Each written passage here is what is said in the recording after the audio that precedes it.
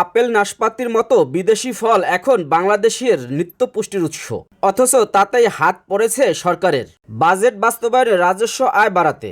এসব ফল আমদানিতে শুল্ক 20% থেকে বাড়িয়ে 30% করা হয়েছে, যার প্রভাব পড়তে শুরু করেছে বাজারে। মিষ্টি কমিয়ে হালকা নাস্তার ওপর জোর দেওয়ার সুযোগ নেই, কারণ মেশিনে তৈরি বিস্কুটের উপর ভ্যাট 5% থেকে বাড়িয়ে করা হয়েছে 15%। অন্যদিকে বাড়বে রান্না খরচও। এলপি গ্যাসের ভ্যাট 5% থেকে বাড়িয়ে করা হয়েছে 7.5%। এছাড়াও বাড়বে বিদ্যুতের খুঁটি ও ট্রান্সফরমারের দাম। বাড়ি রাঙাতে রঙের খরচও বাড়বে। জীবনযাত্রার এমন ব্যয় বৃদ্ধিতে অসন্তুষ্টি প্রকাশ করেছেন বাজারে আসা সাধারণ মানুষ। জীবনের এমন খরচ বৃদ্ধিতে চিন্তিত হয়ে বিছানায় শুতে গেলেও চিন্তা বাড়তে পারে, কারণ ম্যাট্রেসের ভ্যাট 5% থেকে বাড়িয়ে করা হয়েছে 15%।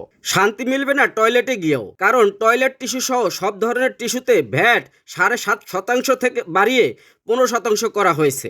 আর জীবনের সুন্দর মুহূর্তে মিষ্টি মুখের খরচও বাড়ছে।